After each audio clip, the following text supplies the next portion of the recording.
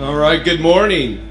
Hey, we're glad you're here, excited you're here today, and hope that you're excited to be here. We're going to get started here in just a moment, but just wanted to take a moment to welcome you and just let you know that there's going to continue to be coffee and water and bagels and donuts out front there. If you feel like you want to grab yourself something and just bring it in here, and just again, as we always say, just worship God today as you feel led to worship. When you came in, hopefully you received a little handout, little bulletin. And inside that handout, there's a connection card. If you're visiting with us, we'd love to know you're with us today. We're not going to embarrass you, ask you to stand up or raise your hand or anything like that. But we would love to send you just a note and say, thank you for being with us. Thank you for worshiping with us today. If there's any way we can pray for you or anything like that, we'd just like you to fill that card out, and you can drop that over in there's a wood box over in our giving center. You can drop that in. There's a basket over in our guest services area as you're heading out, and then we'll get that. And again, we just like to say thank you for being with us today. Go ahead and take a moment to greet each other before we get started.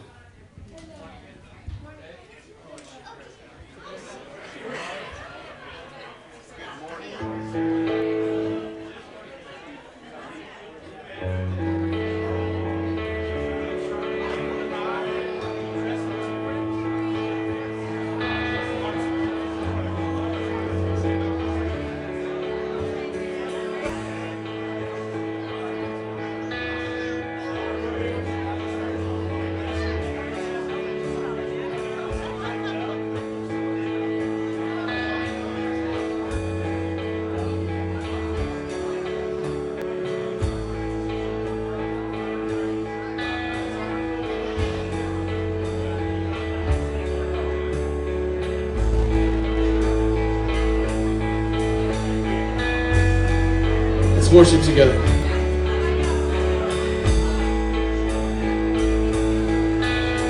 Holy, who are called to be your people, struggling sinners and thieves, were lifted up from the ashes. Out came the song of the redeemed,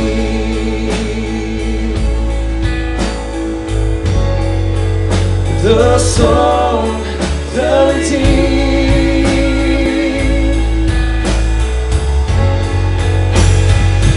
Can you hear the sound of melodies? Oh, the sound of melodies rising to you, rising up to you, God, the sound of melodies. Oh,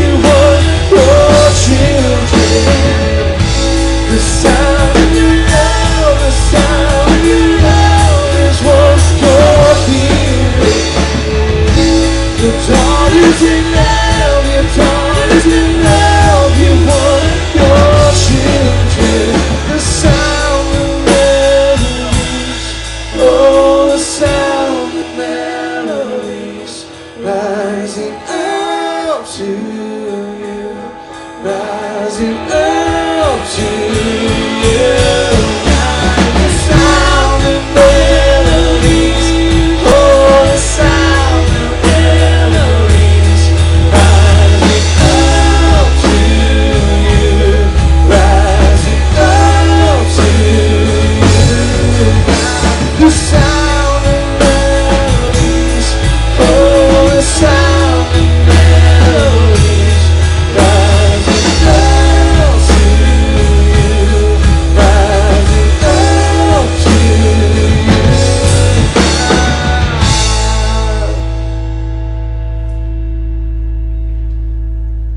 'Cause you are the author of life, just one word and I am free. You are the Savior and I need your grace to rescue me. And I surrender,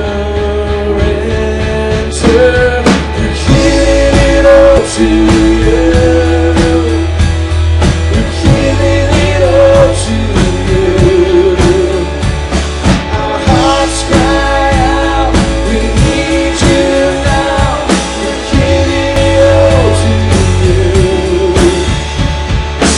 You are the fountain of life, just one drop, die and fill. You are my joy and desire, I resign to your will. I surrender, we're giving it all to you. We're giving it all to you. Our hearts cry out, we need you now. We're giving it all to you. For just one drop, and we are filled. Just one drop, and we are filled. Just one word, and we are filled. Yes, we're giving it all to you. Yes, we're giving it all to you. Our hearts cry out, we need you now. Giving it all to you. Giving it all to you. We're giving it all to you. Our hearts cry out, we need you now. We're giving it all. We're giving it all. We're giving it all to you. We're giving it all to you.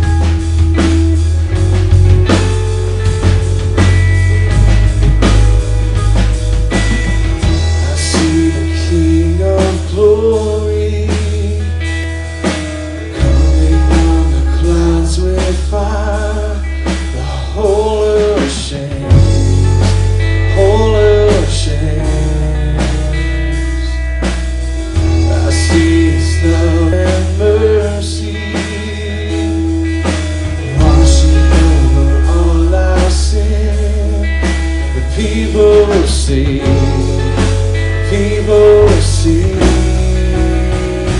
Hosanna, Hosanna, Hosanna in the highest. Hosanna, Hosanna, Hosanna in the highest.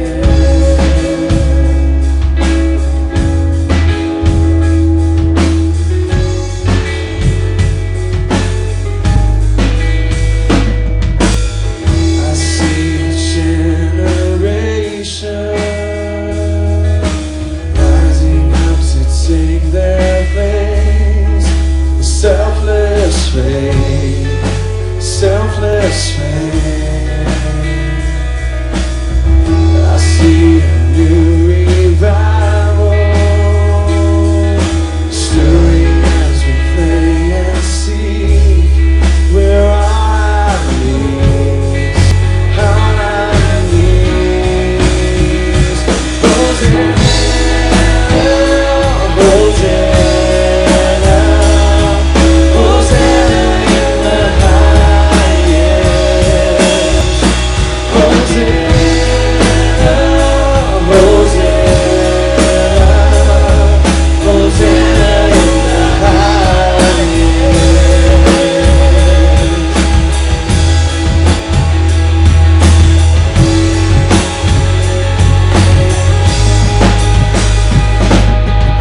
Hear my heart and make it clean.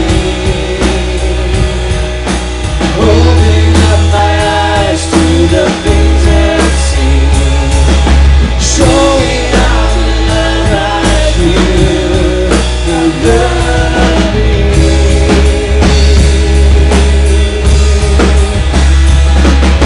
Break my heart for what breaks yours. It's everything I am is for your fingers crossed. As I walk from earth into eternity.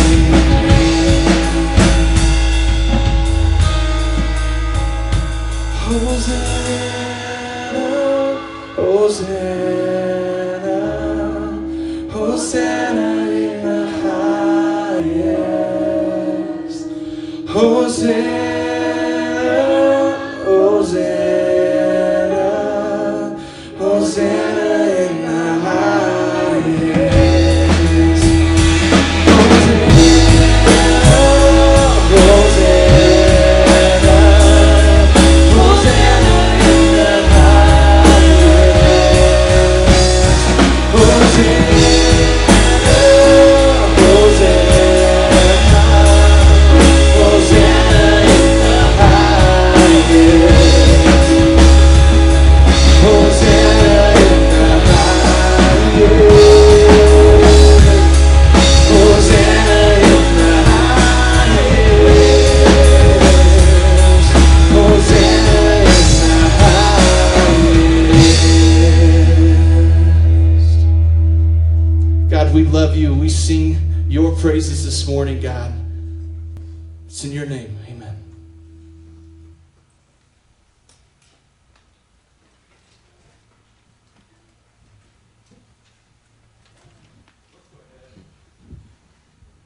Let's go ahead and just continue that time in prayer if you would bow with me. And God, thank you. We just thank you that we have an opportunity just to come and to worship you in song corporately, Father, and just individually. And God, may that time that we just spent with you, may that just be glorifying to you. May you take those words we sang, God, would they just be lifted to you and glorify you. And God, thank you that we have an opportunity not just to worship you in song with each other, but God, we have an opportunity to open your word and to hear directly from you. God, hear direct message from you through your word. And God, as we just continue to talk today about a subject that is just hard, marriage. And there's many folks in here that have struggled with marriage, are struggling with marriage. There's all of us, God, at times do. And God, just thank you that you have created the institution of marriage. Thank you, God, that you have given us instruction on marriage. I know in my own life, God, it's just tough sometimes because we're wired to think about self and we're wired to think about me. And that's not what marriage is about. It's not about us. It's about what you have designed. It's about giving. It's about being humble. It's about being compassionate. It's about showing grace and so many other things, God.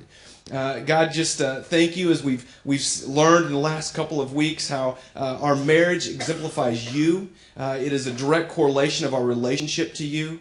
God, would you just continue to remind us of that today, just as we open your word. Would you bless Pastor Tony as he speaks to us in your holy and your precious name, we pray. Amen. Amen. Okay. Hey, greetings, everybody. How are you guys doing today? Good. Okay, this group over here, I believe, is doing good. This group over here, I think you're still trying to figure it out. So I hope by the end of the talk, you're going to be like, hey, yeah, we're doing good. We're doing great. As John alluded to, we're talking about marriage. We're finishing up our series on marriage, on sacred marriage. And let me tell you, this has been, I know for many people, a tough subject. Tough subject either because of just personal baggage and history. Tough subject for some people because you're like, man, I'm not married, so what does this have to do with me right now? And I plan to get married, or, I've been there, done that, don't want to do it again. That could be all of your thinking. And one of the things, this series is so critical for us because really, whether you've been married, whether you're going to be married, whether you're saying never, ever, marriage will never, ever, ever, ever be a part of my life, ever. If that's you, guess what? You are still impacted by the institution of marriage in our culture. Our culture is one that if we have strong families in it, that helps our culture. If all of our families are weak and anemic, all the marriages in our land are weak and anemic, we're going to have a very rough, very difficult culture, a very difficult place for society. So this is an important subject, and I commend you for being part of it. I commend you for hanging in there. We're going to talk about a series today, a thing today that, to be honest with you, I typically, on the strange, it seems like the strange topics, the topics that are kind of just, you're like, where did they come up with that? It tends to be, I'm the one that is drawn. I am allowed to speak into that, and I think it's because the church, the pastors decide that the strangest topics, we let the strangest pastor get to speak in that, and so it's not by accident. So we're talking about a topic right now in marriage. Many of us probably have never thought about this going hand in hand with marriage. Now, I have some metaphors that help us. And now, this metaphor, you go, oh yeah, this is a typical marriage. Okay, this is a fence here. It's a fence. Chip Burns helped construct this fence for me. I thank you. Tip of the hat to you, Chip, for making this fence. And this is a metaphor, a reminder of what? The grass is greener on the other side, right? And I remember a long time ago, Christy was speaking, and I remember she made a statement of, if the grass is greener on the other side, then that shows that maybe you need to start watering your own grass, right? Well, it helped me think about it, but as I process that more and more, I realized that even if you did that, there's still a human thing in your nature in which you look over at the person's yard to your neighbor's yard, and you go, it's still greener. There's still something there that I want. And of course, obviously, you can make the connection to marriage of how this works when you're thinking about husbands, when you're thinking about wives. You look over and you're seeing that someone else has something that I want, and I wish I could have that too. You realize this is futile. It's just futile thinking, isn't it? Because guess what? No matter what, there's always another side, isn't there? Say I choose to go over here to enjoy the grass that is greener over here. Just the human nature in me, guess what? There's another side, isn't there? There's always going to be another side. I come over here to enjoy the grass here, and I enjoy it for a season, but I start looking over to the other side, and the grass is greener over here. So I go to it, but guess what? There's another side. There's always another side. Now, some of you, raise your hand. How many people were expecting me to jump over this? You thought I was going to jump over it. And you know what? I just knew, thinking, processing that, I just thought, I'm going to catch my foot. I'm going to go down. Or even worse, one of these things is going to snap. And I'm hitting a femoral artery. Enough said, I'm not going to mess with that. So I'm going to take the safe approach this time. Grass is greener on the other side. There's always another side when we're taking this approach to life. Now there's another thought, and I need you to help me with this, because this shows that it's just part of our DNA. It's part of our human culture. And that is, you finish the phrase for me, okay? You don't know what you got till it's gone, right? That's a similar thing here, right? It's similar to this concept. It's just natural for us. What is around us, what is normal for us, we don't appreciate it until we don't experience it anymore. And we could talk about that in any area, about, home, car, job, city we live in, but also in specifically relationships with our marriage partner, with our husband, with our wife, that we're just used to seeing this person, I wake up in the morning, they're there. I go home to eat lunch, they're there. I come home tonight and, watch evening news, they're there. I go to bed at night, they're there. Everywhere I'm at, they're there. And that stuff starts, or I don't think I'm the only one here, right? You grow so used to this person being beside you that you stop taking what they offer, and you stop taking just their presence in your life as a special gift from God, and you begin to take it for granted, right? That's a common thing. You're not the only one that battles it. Everyone battles it. Everyone deals with this. And this whole concept that we're talking about is what we're going to talk about today. But before we even get started, I've invited Doug and the band. There's a song out there today that basically, it says what we're talking about in song form, even better than I could preach it or teach it. And so I've asked the band to just come and share the song. So guys, listen to the band.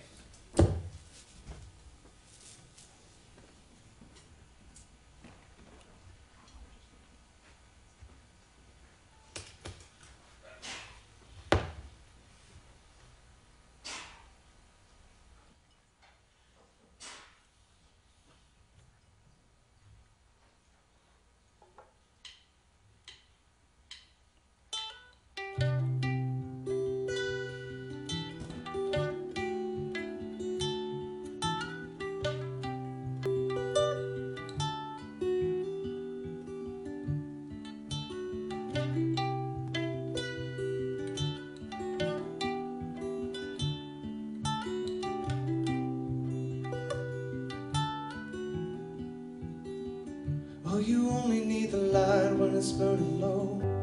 Only miss the sun when it starts to snow. Only know you love her when you let her go. Only know you've been high when you're feeling low. And you hate the road when you're missing home. Only know that you love her when you let her go. And you let her go.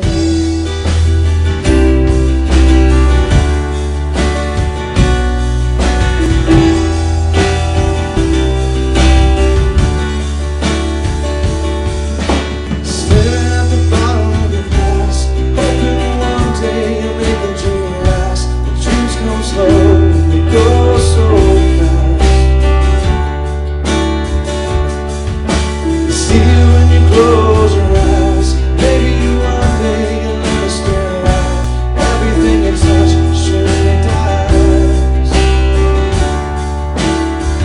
But you only need the light when it's turning low. Only miss the sun when it starts to snow. Only know you love her when you let her go. Only know you've been high when you're feeling low. Only hit the road when you're missing home. Only know you love her when you let it go. Staring at the ceiling in the dark, same old empty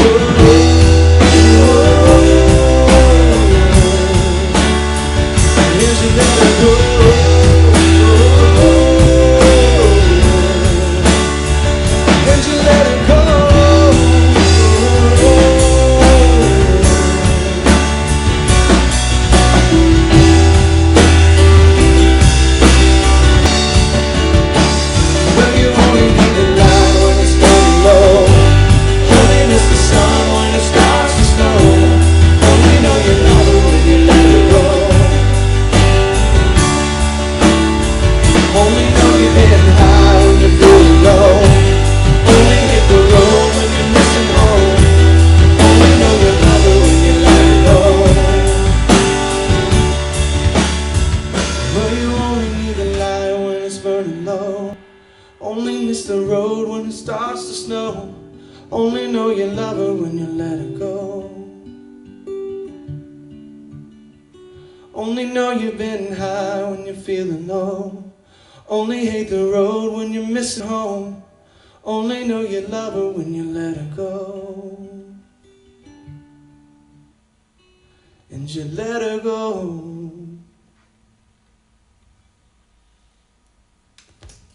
Good job, guys. Good job. Thank you so much for sharing for us.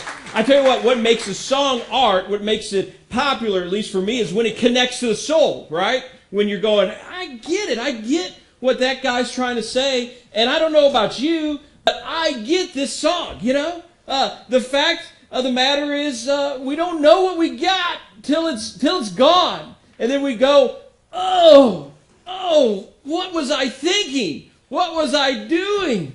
Why did I allow this to happen? Now, hear me clearly that there's many of us that we're in life situations because of no or little doing of our own. We just find ourselves there.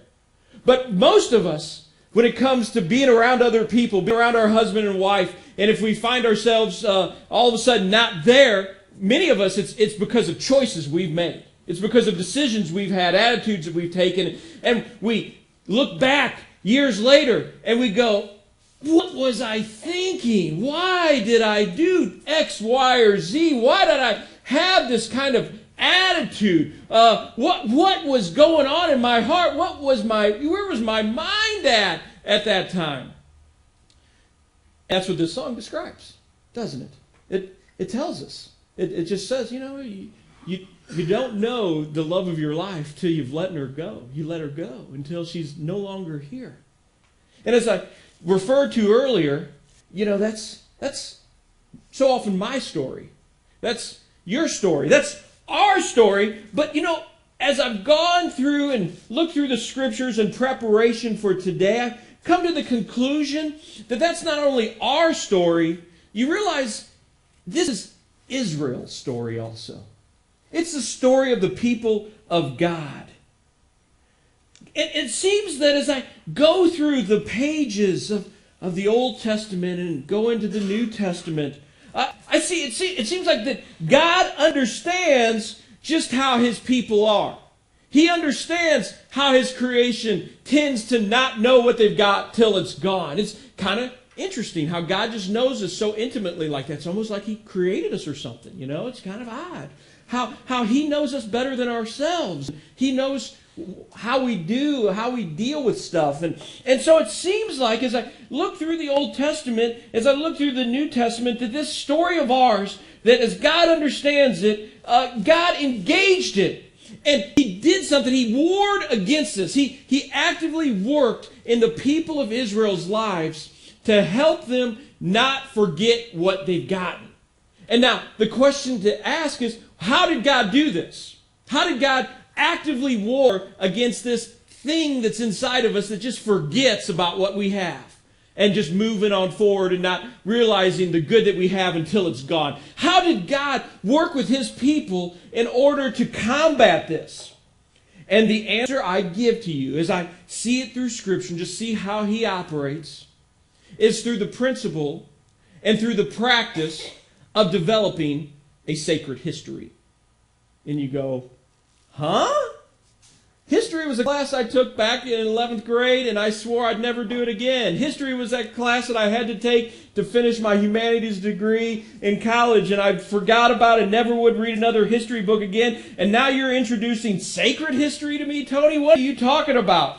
Well, quite frankly, when I'm talking about sacred history, let's not make it more than it is. When I talk about sacred history, this is what I'm talking about. The ability to look into the past of your life and see how God worked in your life. To see how God used the past in your life to form you to be the person you are today. To see how God in the past rescued you from circumstances. How He delivered you from circumstances. How He put a spin on a circumstance to give you the ability to move forward, to give you the ability to cope, to give you the ability just to press into life and press on. That's what I'm talking about when I talk about sacred history. Now, if you think that I'm just, oh, Tony, you had to fill an hour, and so you decided you had a history background, so you just speak into your strength here. You're making all this up. But look, there's always been, we have a record of the people of old looking into the history, looking at their past.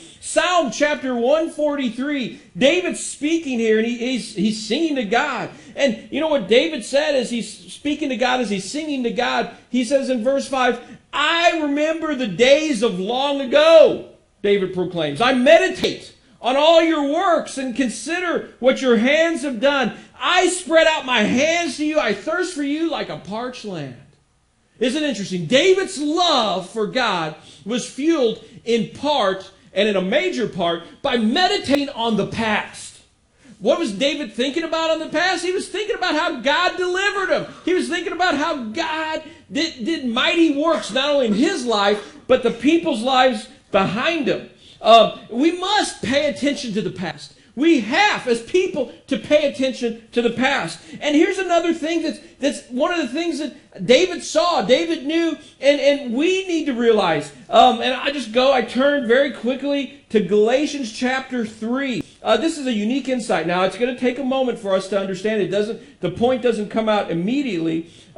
We start at verse 6. I'm going to read a couple of passages after that.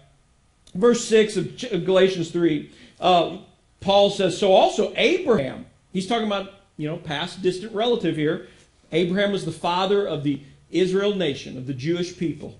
So also Abraham believed God, and it was credited to him as righteousness. Verse 7 says, understand then that those who have faith are children of Abraham. Scripture foresaw that God would justify the Gentiles by faith and announce the gospel in advance to Abraham. All nations will be blessed through you. Why did you read this, Tony? Here's a unique thing about this God who is working through history, this God who creates a sacred history. This is something that most of us don't realize. I didn't really think about it until just recently as I was preparing for this talk. You see how revolutionary it is for the God of the universe to attach himself to a person, to a people? Because think about it. Think about what you know about just religion in general. At this day, the pantheon of the Greeks and the Romans, the known gods of the Mid-East and of the Palestinian area, you had gods of regions. There was the hill god. There was the god of the sea, Poseidon, right? Took care of the ocean and the sailors and the seas. There was gods of the plains, the gods of the coastal lands. And the thought was that in those days, okay, the hill gods, they were powerful in the hills. But if you got onto the plains, they had no power there. Or Poseidon, he was powerful in the ocean, but if you were in the middle of the desert, you could say whatever you wanted to about him because he had no authority, no power there. There were gods that not only were connected to geographical areas, there was gods that people worship that were connected to ideals and to concepts. Like Ares, the god of war, right? If you're thinking about war, if you're thinking about conflict, if you're a warrior, that's your man. The goddess of fertility, the goddess of love. There are these concepts that deities would, the people would attach deities to, gods to. But God, the God we worship, the God of the universe, the creator God of this planet, of this whole creation around us, he identifies himself radically different. Not with a concept, not with a geography, but he identifies himself and attaches himself to a person, to a people. And this God who attached himself to Abraham. You think about it, you go, what do you mean by that? Well, think, how was God introduced throughout most of the Bible, throughout all the Old Testament?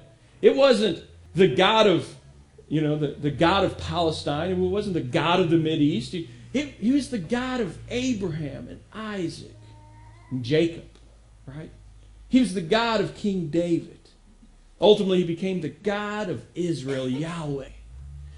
That's how he introduced himself. And so this personal deity, this personal God who is willing to stoop down and attach his name to people in particular, he creates a history with them. He creates he develops a running dialogue with individuals. And it's important for us to think and realize that God who worked personally with Abraham is also willing to personally connect to you and to me.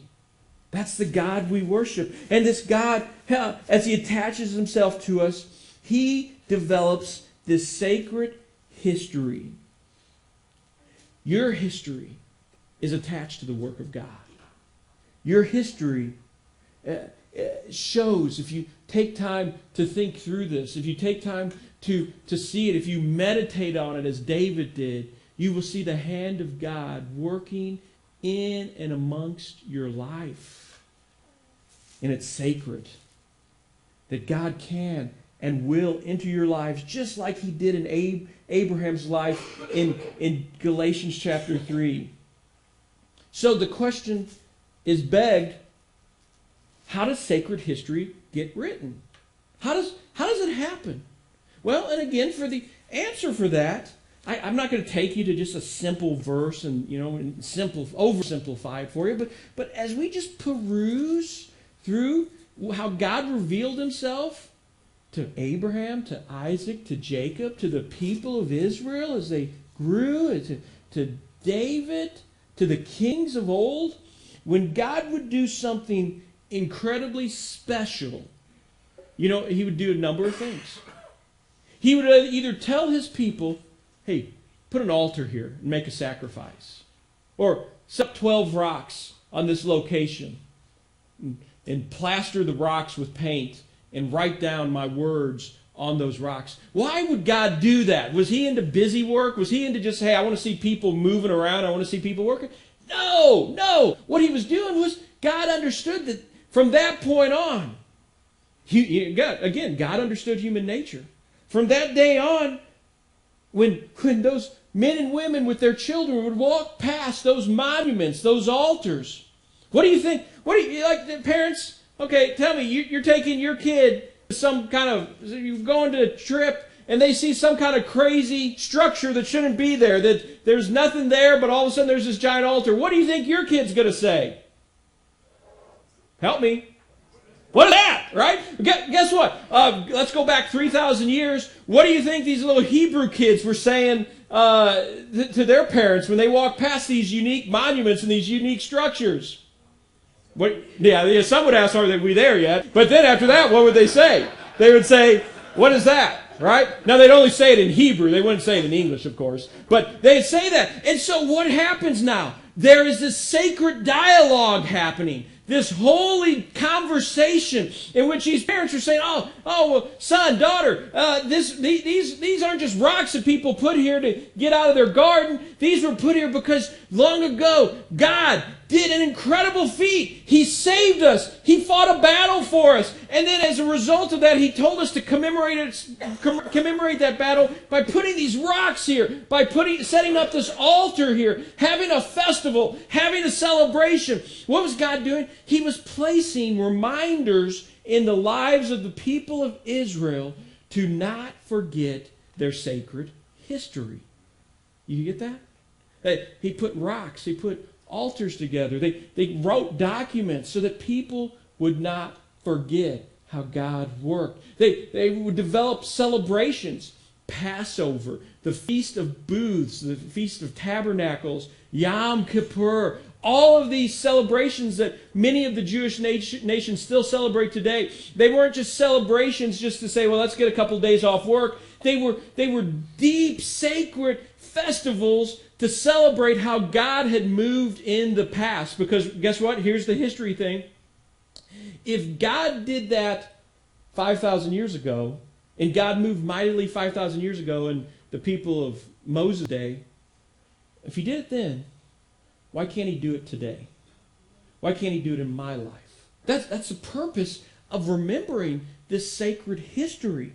You see that? So that's how God wrote and helped the people write the sacred history. And the sacred history, as you go through it, don't hear me say it's a fairy tale where everything was just perfect and peachy. And you look through the sacred history, read it for yourself sometime. In the Old Testament, you'll see that it records times of great joy and celebration. And yet there were records of conflict and trouble and trial to follow up.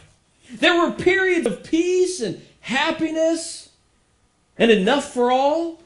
And then there were seasons of incredible anger and frustration and even, too often, times of unfaithfulness and infidelity between the people of God and their Creator and God Himself. I don't know about you, but as I describe that, does that not sound like marriage?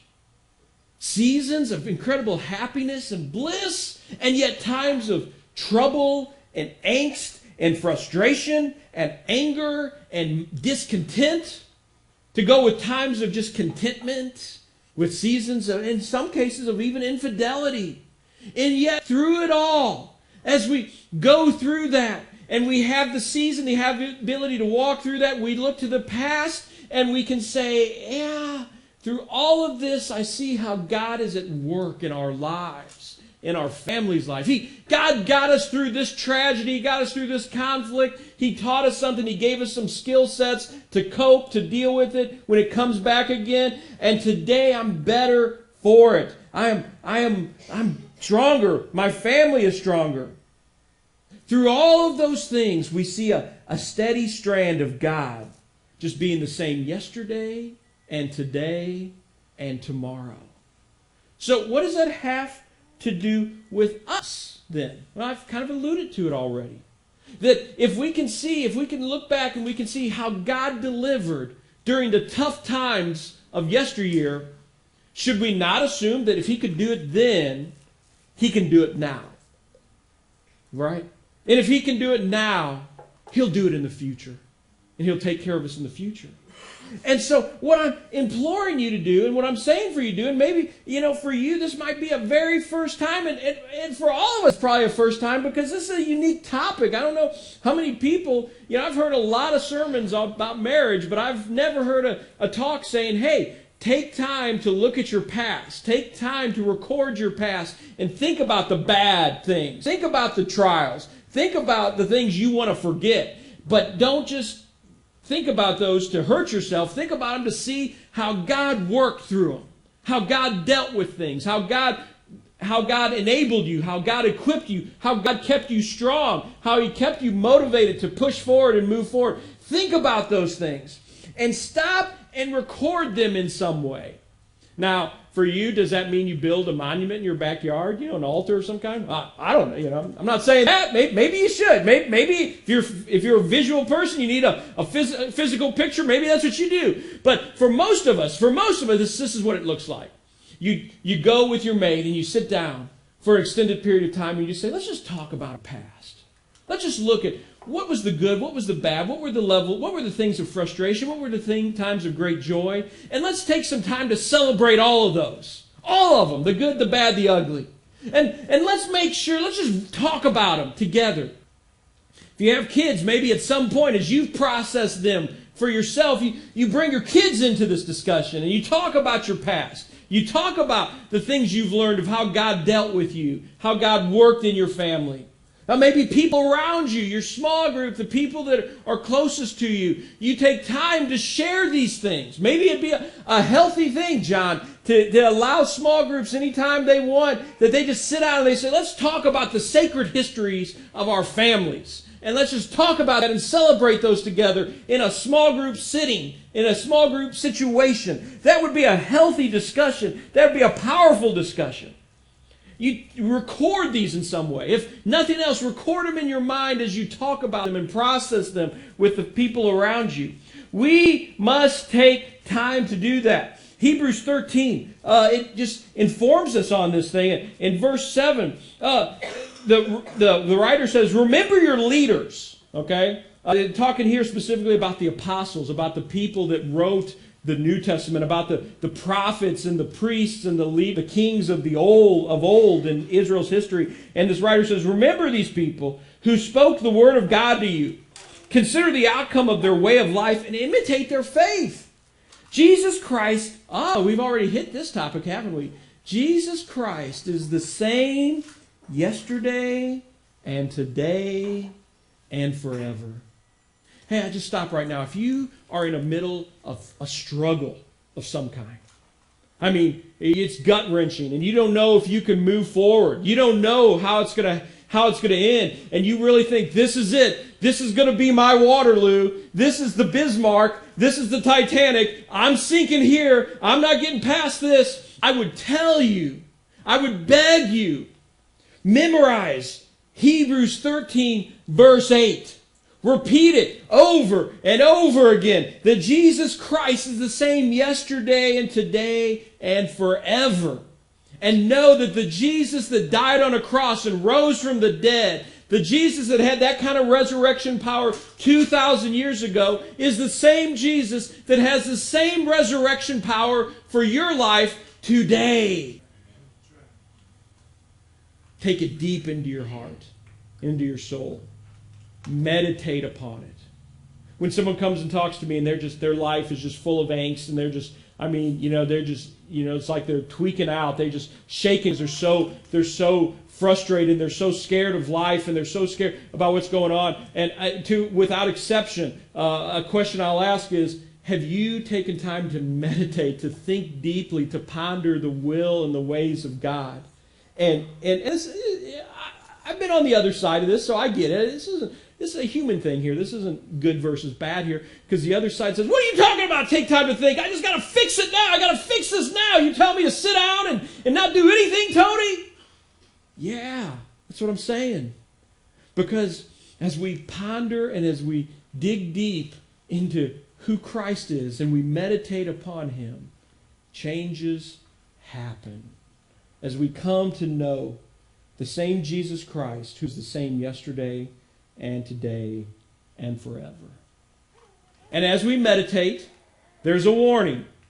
It's interesting how this follows it up. Think deeply about Jesus, but it says, do not be carried away by all kinds of strange teachings. It's good for our hearts to be strengthened by grace, not by eating ceremonial foods, which is no benefit of those who do so. It going on saying, hey, as you're meditating, as you're thinking deeply, don't get carried away in strange teachings of the day. Don't get, if it was written today, it'd probably be something like, don't get carried away with pop culture. Don't get carried away with pop psychology, pop teachings that have no truth in God's Word.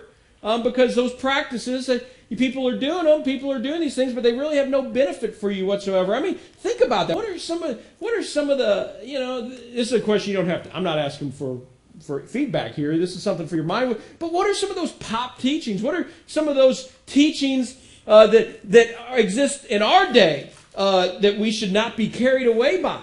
Just think about that, what you're assaulted with every day as you go out in the marketplace, as you go out and just live life. What is it that our world bombards us with?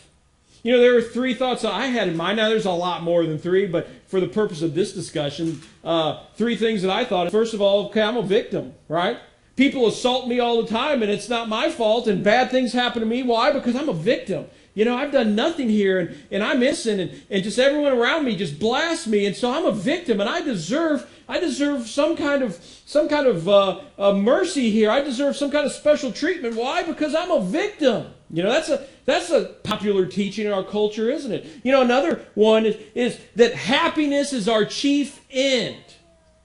And how subtle that is, that it infiltrates every one of our lives, even this pastor's life. When I started reading about sacred marriage and going, well, when I read this author saying, hey, what if the purpose of marriage is not to make you happy, but to make you holy? And I was like, whoa, wait a second. I've never heard that teaching. Marriage is about my personal enrichment and fulfillment and about being content. And if that's not happening, if that's not going on, something's really wrong here. And I realized as I started processing that, like, man, Tony, I bought into teaching from the world that it's all about my happiness. It's all about me, right? It's all about, and that takes us to a third truth. It's all about me, That's what this world teaches us. Hey, I have the ability to step on your neck. I have the ability to impede you so long as I get mine. And that begs the question, well, how far is too far on that? I mean, yeah, I can impede you. Is it okay to cut across your yard to get the mail because I don't want to have to walk around on the sidewalk? Well, sure, yeah, that's not a big deal. Well, okay, is it okay if I drive my bike across your yard? Well, is it okay if I drive my car across your yard? Well, is it okay if I get a bulldozer and tear up your yard? Where is the stopping point for us because it's all about me, right? That's the problem we live in today. There's so many different teachings. Those are just three that came to my mind as I just started pondering this question. Three things that can short-circuit our lives, these false teachings that if we allow them to take root, they will destroy us.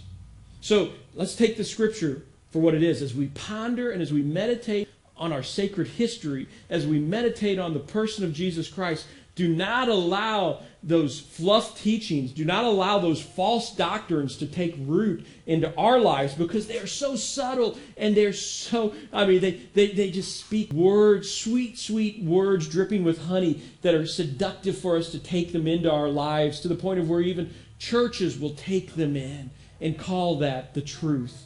And yet we see there's no truth in them. Now there's one other topic I want to visit on because up to this point I've talked exclusively to married people, and I've said, you look at your past, your relationship with your partner, and look at the sacred history you have. Now that begs the question then, Tony, if I'm a single person because of death, because of divorce, because I've never been married, are you saying I have no sacred history? And to you I say, oh, my friend, I promise you, you have probably even more of a sacred history. Because now you're not looking at how that mate and you have gotten through these things and move forward. But if you find yourself alone, if you find yourself single, what you have to do as you develop this sacred history and you start looking at how God is working in your life, it's no longer, hey, I'm looking to my husband, I'm looking to my wife to see how God uses them to work through and together we move forward in life. Now you're saying, hey, I have to rely upon the direct person, the direct work of Jesus Christ. I have to rely upon God Himself coming there and speaking into my life in a way that no man or woman could. Remember, God is a God to orphans and widows. God is a God when there's no one around them. He will be there. And He will minister. He will speak into your life. He will work into your life in a way that no mate ever could. And so single folks, you have a sacred history also. So don't think that this talk was aimed only at married people and that you're off the hook. You need to meditate. Look at your past. Look at the good, the bad, the ugly, and ask, what is that strand of God that runs through the whole thing that is helping me cope, that is helping me push through, that is helping me get victory, that is helping me just say, yes, I can be sustained one more day. Yes, I've been provided for. Yes, He has given me the will and the unction and the ability just to step forward into another day of life. As you answer that question, you are writing your sacred history. That's your sacred history. So I would just say, as we're wrapping up this moment, this time, I would challenge you to take time this week to consider it. Oh, if you're a private processor, maybe you need to just, in your work or sometime, some quiet time, just do that on your own. But then ultimately, if you're married, go talk to your mate. And the two of you sit down together and have a heart-to-heart about the sacred history that you possess. Because here's the thing, as you develop a sacred history, it's harder for you to throw it away down the road. That's the reason why we're talking about this today. As you see how God got us as a couple through these things, then you know, okay, as we face new challenges, hey, we have a history together with God. We can get through it, babe. We can. But single people, I challenge you also. Look at your sacred history. Look at how God was there when no one else was. How things happened to you that was gut-wrenching, and you didn't have a shoulder to cry on, or so you thought. And yet God was there, ministering to you, loving on you, providing for you, blessing you in ways that you didn't even consider at the time until you had the 2020 eyesight that's called hindsight. And then you'll start seeing that sacred history working in your life. And as you reveal it, as you see it, take time to celebrate it. Tell people about it. Maybe, like I said, for some of us, we need to journal it. For some of us, you need to build an altar outside. Write it down on that altar. For some of us, we need to just talk to a friend about it so that it's there and we remind ourselves. That's the challenge for today. That's what I hope that's what success looks like for me as a pastor, as a teacher. If I know that there's some people in our church that's having this kind of dialogue this next week or so, if I know that happens, then I go, it's a good day. And God used this talk to bless some people. Consider that. Let's pray. And the band's going to come up in just a few moments. We're going to stand up after this prayer and we're going to sing a song. And maybe right now we just begin the process of saying, God, what is our history? What is my sacred history? How have you delivered me? How have you worked in my life, in my mate's life, in our family's life? Maybe there's some people here. There's a lot of people here. You're not alone. There's a giant portion of people here that say, Tony, I don't have a sacred history with a mate because I've lost them through death, through divorce, separation. But you have sacred history with God that's deep, deep.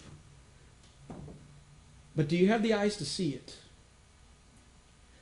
Pray with me. Father, right now we just ask your Spirit to begin working in our hearts and our lives, whether if we're sitting here in this room or we're on our iCampus and we're on our iPhones watching in, would your Spirit just penetrate our hearts, penetrate our minds, quicken our thinking, God. Help us have the eyes to see how you're at work in our lives and the sacred history that you're writing about us so that we can celebrate it, Father. God, we need to know that so that we can have confidence, Lord. Lord, we confess right now, we're just like that person coming to Jesus saying, Lord, I believe, help me in my unbelief. Lord, we believe you. We trust you with our souls. We trust you with our lives. But God, help us during those times that our faith falters. Remind us of how you've provided in the past. Remind us of how you've blessed in the past. Remind us of how you have come in the past and saved the day. And may we have confidence in that, Father. May we be different people because of that, oh God. These things I pray in your Son's strong and powerful name. Amen. I invite you to stand to your feet. If you need to talk to someone, Pastor Mike's in the back over here. Pastor John's over here. Pastor Dave's in the back over here. Maybe you just need to say, hey, I want to just begin this mark. I just want to begin this sacred history journey by just praying with someone, just to begin and kind of start this. If you want to do that, one of these guys over here, I'll be down here. We can have that conversation with you. If you need to talk to us about anything else, we're obviously here for you.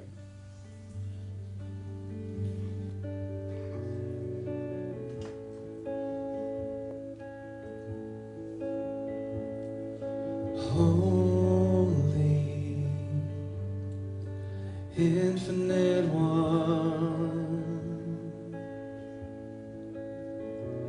most worthy of my love. Holy, eternal Son, transcending the pride of lives. Oh, praise be to you, my King. Oh, praise be to you, my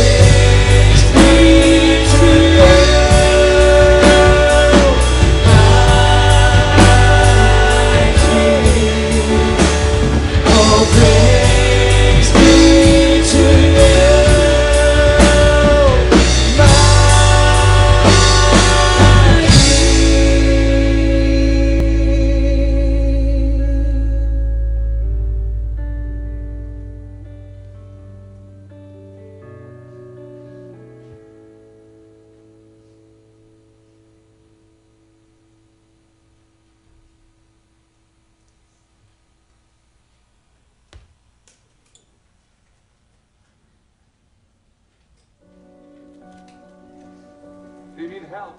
Nothing to help with. What you doing? Going fishing. I'm telling you, there's no fish out there.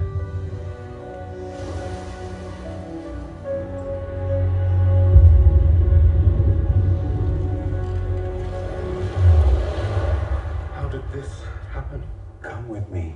What are we gonna do? Change the world.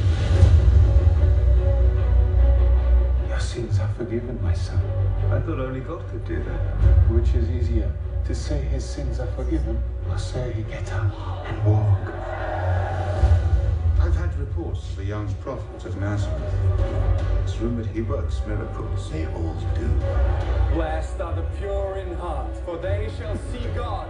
Pray to him, he will listen. 5,000 came to see him. 5,000. Your hunger for righteousness will be filled through me. Who knows what Pilate will do if the crowds run out of control? That man, Judas, he wants to help us. I will crush any rebellion. Save us from the Romans, Lord. There is something unusual about him. We must arrest this false prophet. But what if he is who they say he is? Will somebody tell me? Peter, come. Answer if you can. One of you here will betray me to my enemies. I want someone to tell me what's the soul of a man. Jesus of Nazareth, you are charged with blasphemy. He has employed demons to heal. He threatened to destroy the temple. Tell us, Are you the Son of God? I am.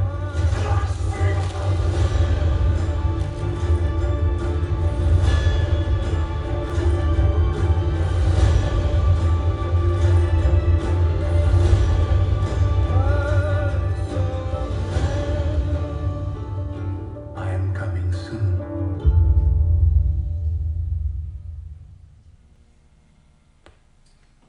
All right. Not since 2004 has there been a motion picture released on just the life and the passion of Christ. Since the Passion of the Christ, that was released in 2004. And so, starting February 28th, you saw this movie is going to be hitting the theaters. And so, what we're going to do here at Northbridge is we're going to start a series next week called Son of God, which is going to be based kind of off this movie. The producers of The Son of God are the ones that produced the Bible, Mark Burnett and Roma Downey. And it's going to be a really exciting time. We're excited about what this 4 weeks has for us. Boy, you can barely see me over the fence, can't you? I'm going to move over here. Chip, you almost made that hole too tall. I had a good rest. Anyway, so we're excited about this series and what it has to offer. Most importantly, this. It's going to be an opportunity for you to grow in your relationship with God and your understanding of who Christ is. And it's going to be an opportunity maybe for your small groups to discuss this and maybe have some questions about this. Maybe your small groups take an opportunity to go see the movie together. That would be an interesting suggestion to give you. As well as this, we're wanting this to be an opportunity for you to invite family and friends who need to hear the message of Christ. I guarantee you these next 4 weeks will be an opportunity for them to hear a clear and precise message of salvation. And when we often say, I hear Mike say, I hear Tony say, and I've said to people, you know what? Inviting people is pretty easy when it comes to Northbridge. It's a matter of just saying, hey, why don't you come with me on Sunday morning, grab a cup of coffee, grab a donut, come in, sit down at a table with me, and listen to a great band, because we got a great band. And then the rest just kind of goes along with it. And so we have a very inviting culture here, and we really encourage you to take an opportunity of that. And then just see where that goes. Let God minister, let God lead out in however He chooses to do so. Maybe it even gives you an opportunity to share your story with someone that needs to hear your story. And so that's what we're really hoping for in the next 4 weeks, that you'll take an opportunity to invite people that need to hear the message and the grace of Christ. So take an opportunity to do that, please. Also, just a couple of announcements to remind you of is... Scott, right after second service, there is a parent meeting for youth. Is that correct? So if you are a parent of a junior high or high school student, you'll be meeting over in the youth bay after second service. We also have a ministry opportunity coming up Thursday, March the 6th. Willard High School is going to have their wrestling banquet here, and so we're looking for people to help with us and serve with that. If you can do that or want to help with that, sign up on your connection card to be a part of that. And then one other thing is that there is a group of men that have started taking an opportunity to pray up here together on Thursday evenings. That's Thursday evening at 7 o'clock. So if you want to be a part of a men's group that kind of comes up and just prays about what's going on in the life of guys, then take an opportunity to do that as well. Go ahead and stand to your feet if you would. And God bless you. You are dismissed.